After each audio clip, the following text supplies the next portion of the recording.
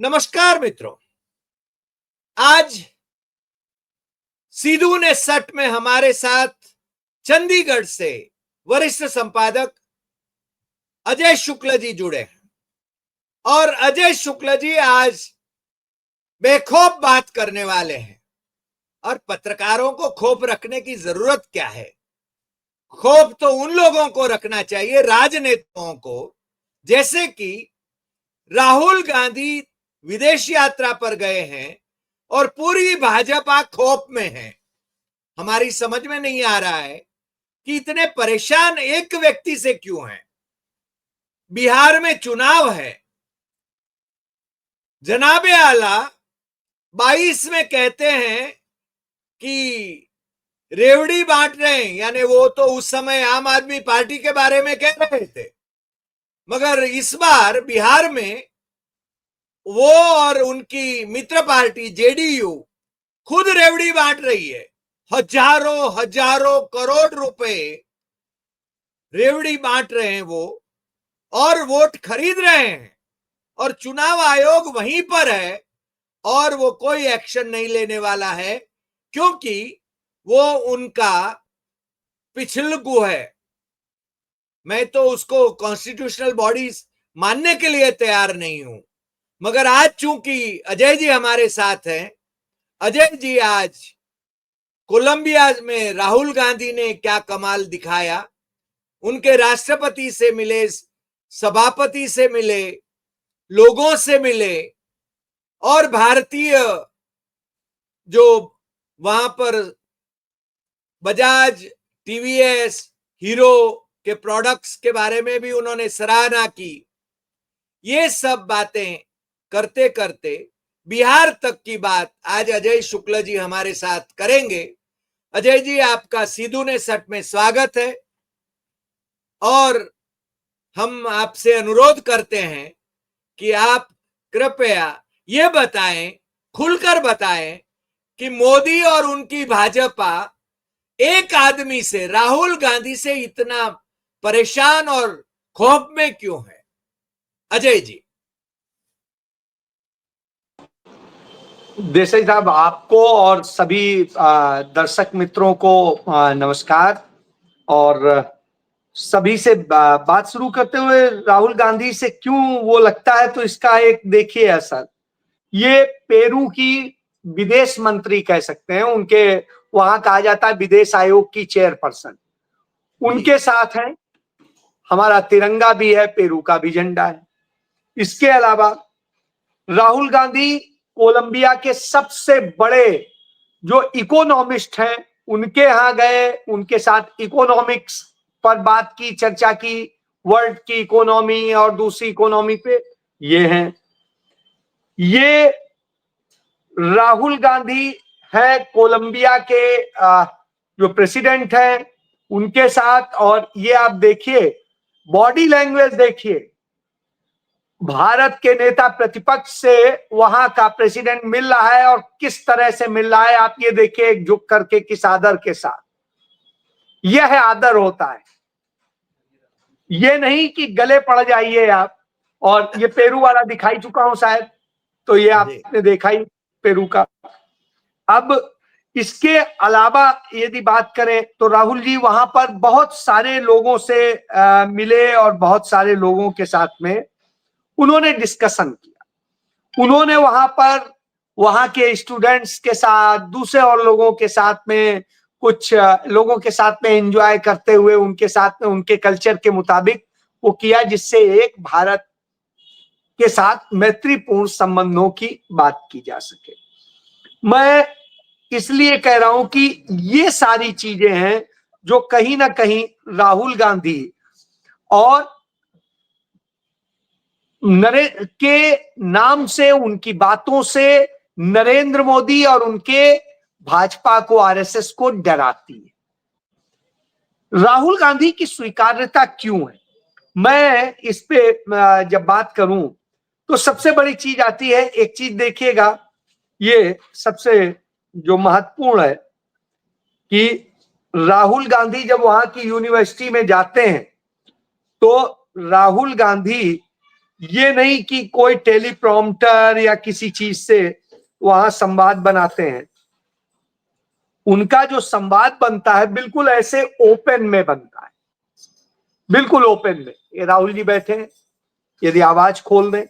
So for us, it's an honor to receive you in this university. Mr. Rahul Gandhi, he's the leader of the opposition, and he has been member of the parliament since 2004. In 2007, he was named General Secretary of the Indian National Congress. Then in 2013, he assumed as Vice President of the Indian National Congress.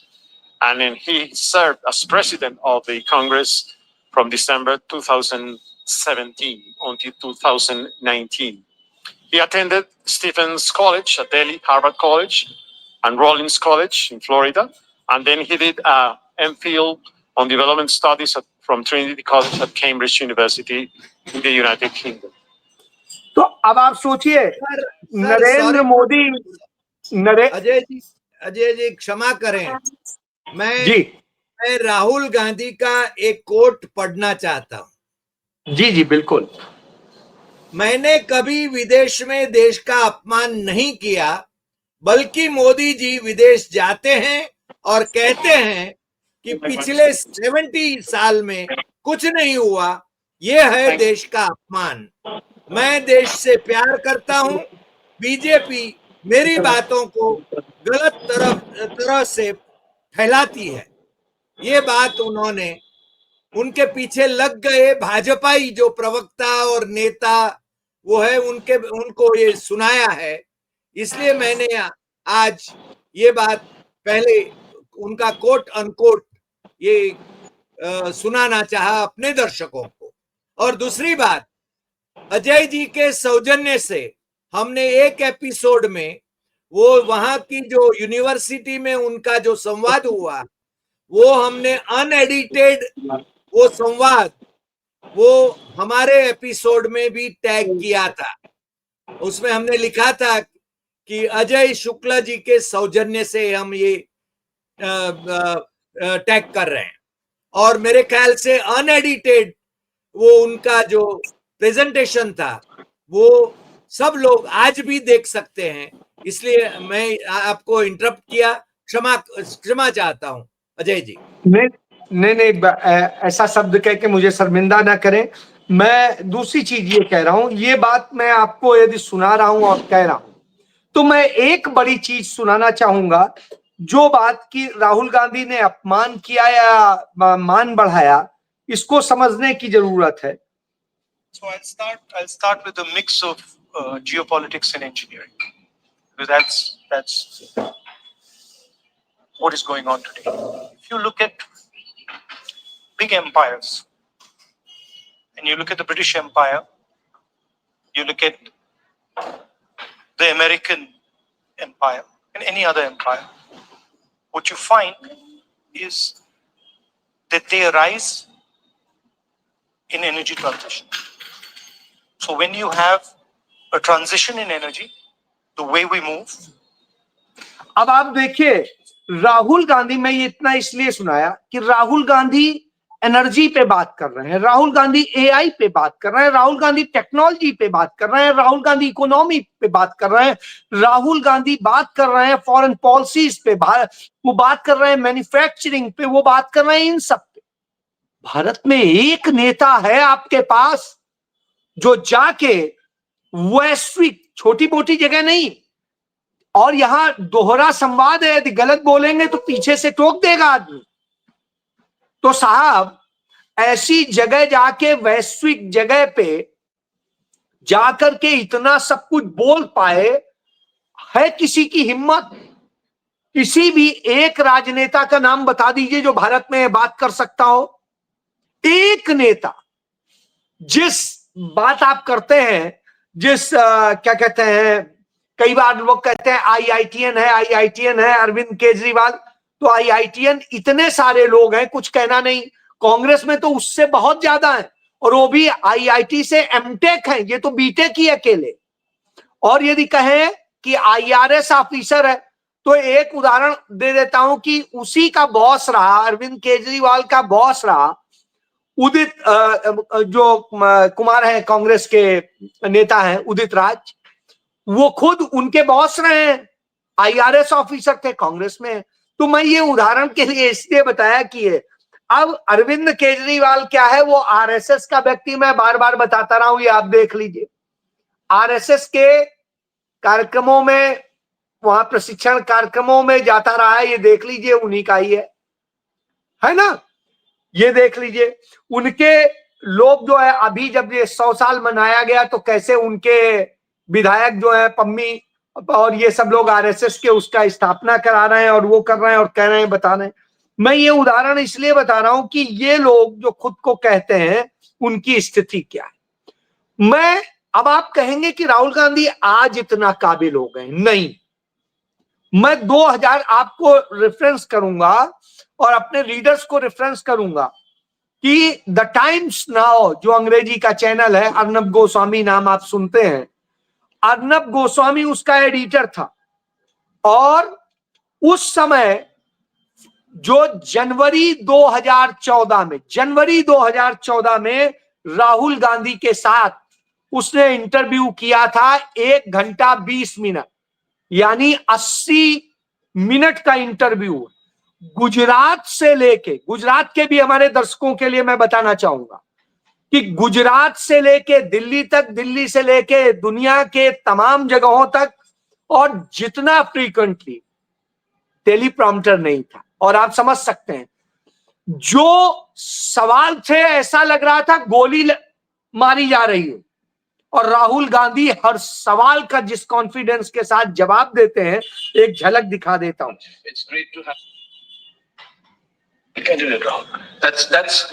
We had an incumbent prime minister, and there was no question of our changing him. See, Rahul, we can go up and down on this question. Yeah. The fact of the matter is this: who else will they choose? Who else will Congress MPs choose but Rahul Gandhi? That's up to them, right? But what one has to do, and I think this is central to what I keep saying, is democracy is about respect of processes. अब आप देखिए, उस समय भी वही चीज थी, वही सोच थी और वही कॉन्फिडेंस था। एक एक सवाल का जवाब दिया। 1984 के दंगे का भी दिया, गुजरात राइट्स का भी दिया, और भारत के अंदर गरीबी हो, किसानी हो, सब चीजों, सबकी बात करते हुए दिया। उस शख्स जैसा, और आदमी कहने लगे कि नहीं आज हो गए, नहीं आज नहीं हो गए। और मैं ये इसलिए कहता हूं क्योंकि मैंने 2008 में राहुल गांधी का इंटरव्यू किया था। 2008 में सितंबर, ये तारीख देख लीजिए, 23 सितंबर 2008 को छपा था, और ये मैंने 22 सितंबर को किया था, 22 सितंबर 2008 को।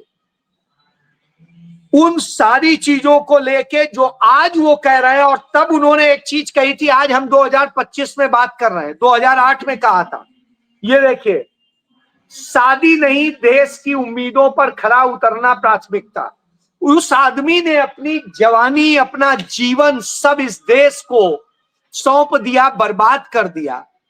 जिस देश के लिए, उस देश के लोग यदि उसकी वैल्यू ना समझे, और वो नरेंद्र मोदी की तरह किसी भिखारी परिवार से नहीं था जैसा वो दावा करते हैं। मैं नहीं जानता हूं भिखारी थे कि नहीं थे। वो खुद कहते हैं कि उनकी अम्मा, आवाज बंद है।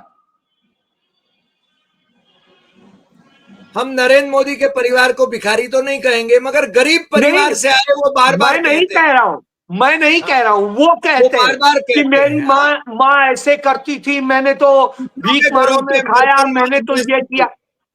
तो जो शख्स ये कहता था, वो शख्स कैसे जीवन के लिए क्या एंजॉय किया है, आप हमसे बेहतर जानते हैं। गुजरात में आपने देखा। लेकिन राहुल गांधी उस घर में पैदा हुए जिस घर में उनके पैदा होने के समय 2 प्रधानमंत्री रह चुके थे, तीसरे उनके पिता प्रधानमंत्री हुए, और वो इस हैसियत में सदैव रहे कि प्रधानमंत्री बन सके। उनकी मां इस स्थिति में थी, बावजूद इसके त्याग और बलिदान का परिवार है, उसने बलिदान किया। तो जीवन एंजॉय में नहीं लगाया। इसमें क्या, इन सब से परेशानी है भाजपा को। तो राहुल गांधी जब वहां जाते हैं तो उन मुद्दों पे बात करते हैं। राहुल गांधी नरेंद्र मोदी की तरीके से, मैं ये सुनाना चाहूंगा कि नरेंद्र मोदी की तरीके से यह नहीं कहते हैं कि भारत में पैदा हो गए तो पाप हो गया, भारत में ये हो गए तो ये, सुन लीजिए कि हमने ये कानून बनाया, हमने वो कानून बनाया, हमने ठीक ना कानून, सुनिए कि ये चाइना, कुछ होगा नहीं। अरे भगवान बचाए, पता नहीं पिछले जन्म में क्या पाप किएगा, हिंदुस्तान में पैदा किया। ये साउथ कोरिया, पिछले जन्म में क्या पाप किया, हिंदुस्तान में पैदा हुए। ये कोई देश है, ये कोई सरकार है, ये कोई लोग है? चलो छोड़ो, चले जाएंगे। आपको हैरानी होगी, ऑस्ट्रेलिया, मैंने आकर के, पहले की सरकारें इस बात का गर्व करती थी कि हमने ये कानून बनाया, हमने कानून बनाया, हमने फलाना कानून बनाया। आपने सुना होगा सब चुनाव में, मेरी गाड़ी उल्टी है। उनको कानून बनाने में मजा आता था, मुझे कानून खत्म करने में आनंद आता है। हमारे यहाँ पहले जो सरकारें थी वो इस बात का गर्व करती थी कि हमने ये कानून बनाया। अब आप देखिए अमेरिका में, ऑस्ट्रेलिया, अमेरिका, अब आप ये देखिए, और सबसे ज्यादा इस देश को जितनी परेशानियों में, जितनी संकटों में, जितने लीगल तरीके से फंसा के, और इसका उदाहरण है परसों का वो गणेशन का, जो तमिलनाडु का इंपोर्ट एक्सपोर्ट का बिजनेस करता था, और कैसे उसको, उसके जीवन को बर्बाद कर देने का काम इन्होंने किया। उससे बड़ी और क्या शर्मनाक बात होगी कि उसने जो कहा, उसे मैं चाहता हूं कि मैं आपको सुनिए। Not by competition, but by Modi's so-called. No longer going to do business in India in form of import or export or anything. Still planning revenge on me, planning to rape, planning to hurt, planning to affect. This is Praveen Ganeshan of. अब ये प्रवीण गणेशन ने जो है भारत में काम करने कह दिया, भारत में मैं अपना कारोबार ही बंद कर रहा हूं, मैं करूंगा ही नहीं। क्यों? क्योंकि 2 साल में जो रिश्वतखोरी और जिस तरीके से किया गया और उसको लेके बना हुआ था, और नरेंद्र मोदी के और निर्मला सीतारमण के चहेते अफसर वहां तैनात थे, लूट मचाए हुए हैं बॉर्डर पे, जो तमिलनाडु के पोर्ट्स हैं। तो आप ये समझिए उस आदमी ने कारोबार बंद कर दिया। भारत को वो 10 करोड़ रुपया देता था टैक्स। अब आप सोचिए, इस तरह से नुकसान करा के इस देश के, जो नरेंद्र मोदी के शासनकाल में, सिर्फ नरेंद्र मोदी के शासनकाल में 50,000 करोड़पति से लेके अरबपति लोगों ने देश छोड़ दिया। ये भारत सरकार की डेटा कह रहा है, संसद में बताया उन्होंने। और उन्होंने वो कितना रुपया भारत का ले गए ये जान लीजिए। वो रुपया था करीब 250 लाख करोड़, 250 लाख करोड़, यानी भारत के ऊपर जितना विदेशी उसका और वो सारा कर्ज है, वो कर्ज सिर्फ उससे चुक जाता तो यह स्थिति है। अब आप सोच लीजिए, इन्हीं सारी बातों पर राहुल गांधी बोलते हैं। 2014 में जब 2G, कॉमनवेल्थ, रेल गेट, कोल गेट और सारे आरोप लग रहे थे, तब भारत ट्रांसपेरेंसी इंटरनेशनल के मुताबिक भारत में करप्शन का इंडेक्स 85 था। आज भारत में वो 96 है, 96। अब आप सोच लीजिए, तो इन्होंने करप्ट भी बना दिया, इन्होंने वोट चोर भी बना दिया, इन्होंने बाकी तरह के भ्रष्टाचार और गुनाह करने वाला बनाया। सबसे ज्यादा दुनिया में रेप भारत के भीतर होते हैं, ये अभी डेटा आया है उसके मुताबिक। सबसे ज्यादा दलितों और आदिवासियों पे अत्याचार भारत में होता है, अभी डेटा आया है। और सबसे ज्यादा मुसलमानों पर जो अत्याचार है वो भारत में होता है। तो अब आप बता दीजिए कि इस दशा में जब भारत को ले आए हैं, आप वोट किसके काटते हैं? राहुल गांधी ने गलत नहीं कहा। देखिए आप, ये बहुत कायर है। जो ताकतवर होता है उसके आगे सरेंडर कर देते हैं, जो कमजोर होता है उसको मारते हैं। वोट बिहार में किसका काटा? दलित का काटा, पिछड़े का काटा, आदिवासी का काटा, अल्पसंख्यक का काटा और महिलाओं का काटा। 23 लाख से अधिक महिलाओं के काट दिए। उसके अलावा तमाम लोगों काटे, और जो वोट काटे हैं ये वो लोग हैं। आप इससे समझिए कि आप बड़े के नहीं काट पा रहे हैं, तो आपकी वास्तविक दशा जो है कि उसको जो मरा हुआ है उससे मार डालो। और जहां ताकतवर आ जाता है, अजय शुक्ला का काट के दिखाओ, 2 थप्पड़ मारूंगा ठीक हो जाएंगे, तो साहब हमसे डरेंगे? मैं तो फिर भी कोई बहुत बड़ी तोप नहीं हूं, लेकिन जो तोप है उनके आगे तो ये पांव पे लेट जाएंगे। नहीं सरकार, और ये हमने देखा है, यही नरेंद्र मोदी और उनकी नीति है। इन्हीं सब पे राहुल गांधी बोलते हैं कि भारत की डेमोक्रेसी, भारत का ये, भारत का वो, और इतनी डरा हुआ चुनाव आयोग है। उसका एक उदाहरण देता हूं। आज प्रेस कॉन्फ्रेंस कर रहा था वो बिहार में, और बिहार में देखिए अडानी की जो न्यूज एजेंसी है INS, वो उसका पत्रकार सवाल पूछता है तो राहुल गांधी के लिए किस तरह से बात करता है वो भी सुन लीजिए, जिससे पता चलेगा इनके यहाँ क्या होता है।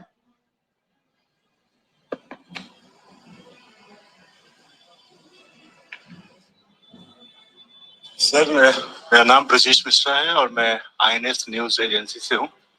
सवाल ये है कि जिस तरीके से बिहार में शुद्धिकरण का काम किया गया और बहुत सारे आरोप लगे, तो और राहुल गांधी ने, नेता विपक्ष हैं, उन्होंने वोट चोरी तक का आरोप लगाया और फिलहाल वो कोलंबिया घूम रहे हैं। ऐसे में आप कितना सीरियस उनके आरोपों को लेते हैं और उनके एटम बम, नाइट्रोजन बम और हाइड्रोजन बम से आयोग कितना घायल महसूस कर रहा है?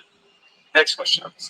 अब ये समझ लीजिए, चुनाव आयोग की तो हिम्मत नहीं पड़ी राहुल गांधी का नाम लेने की। अब वही चुनाव आयोग जो क्या कह रहा था, 7 दिन में माफी मांगे नहीं तो हम, अब बताओ, एक शब्द बोलने की हिम्मत नहीं पड़ी तीनों चुनाव आयोग के। अब ये स्थिति है तो राहुल गांधी से असल में इन्हें डर लगता है। इतना डरते हैं क्यों? नॉलेज है नहीं। राहुल गांधी फैक्ट पे बात करते हैं, डेटा पे बात करते हैं, तमाम इकोनॉमी पे बात करते हैं, तमाम दूसरे सोशल इश्यूज पे बात करते हैं और उन सबके डेटा रखते हैं। ये हवाई व्हाट्सएप यूनिवर्सिटी चलती है, कुछ भी बोल दीजिए, और जब ये बोलेंगे तो साहब नॉलेज वाले से डर लगता है। मैं तो, राहुल गांधी तो चलिए इतने बड़े पद पे, मैं तो कुछ नहीं। मैंने नॉलेज के साथ में कुछ बातें कह दी, इतना डर सरकार को लगा कि सरकार ने प्रेशराइज करा के दुनिया की हिस्ट्री में पहला जर्नलिस्ट बन गया जिसके खिलाफ सुप्रीम कोर्ट की चीफ सुमोटो लेके क्रिमिनल कंटेम्प्ट कर दिया। साहब मैं इतना बड़ा क्रिमिनल हूं अब और क्या बताऊं कि भारत की सबसे बड़ी अदालत डर गई। सरकार ने, मोदी सरकार ने अपना attorney general of India, solicitor general of India दोनों खड़ा कर दिया। केस नंबर 1 है आज तक का, केस नंबर 1। अब आप सोच लीजिए, सुमोटो क्रिमिनल कंटेम्प्ट का केस नंबर 1, ये भारत के इतिहास में तो ही है, दुनिया के इतिहास में भी पहला। और अजय जी, आप तो यूपी बार काउंसिल के मेंबर भी हैं, यानी आप एडवोकेट हैं। जी जी। बावजूद इसके यही तो मैं कह रहा हूं सर कि ये सब चीजें ऐसी हैं जो अपने आप में दिखाती हैं कि किस तरह की सरकार है, कैसे संवैधानिक संस्थाओं पे कब्जा है, किस स्थिति में है। हिम्मत नहीं है इनके सीधे लड़ सके, ये छद्म वार लड़ते हैं। ये आपको दूसरी तरह से परेशान करते हैं और वो करते हैं। अरे साहब, हमने कोई बात कही, हम पे FIR दर्ज करा दो। सुमोटो जिन पे लेना चाहिए उन पे नहीं लेंगे, अजय शुक्ला पे ले रहे हैं जैसे पता नहीं हमसे बड़ा तो कोई हिंदुस्तान के अंदर है ही नहीं, क्योंकि केस नंबर 1 है तो फिर साहब हमसे बड़ा तो हो नहीं सकता। और ये भी जस्टिस गवई के समय में। जी जी बिल्कुल, मैं यही तो कह रहा हूं, किसी से आप कोई वो मत सोचिए। आप देखिए, जब वो कल एक भाषण दे रहे थे विदेश में जस्टिस गवई, तो कह रहे थे नहीं कॉन्स्टिट्यूशन और उससे चलेगा, क्रिमिनल वो नहीं होगा, बुलडोजर से नहीं होगा। और जब वो ये कह रहे थे उसी समय बरेली में बुलडोजर चल रहा था। अब आप पूछिए कि यदि यही है तो 2 मिनट में उस पे लेके तुरंत कंटेम्प्ट पे कार्रवाई कीजिए, जेल भेजिए। आज तक एक अफसर को जेल भेजा हो तो बता दीजिए।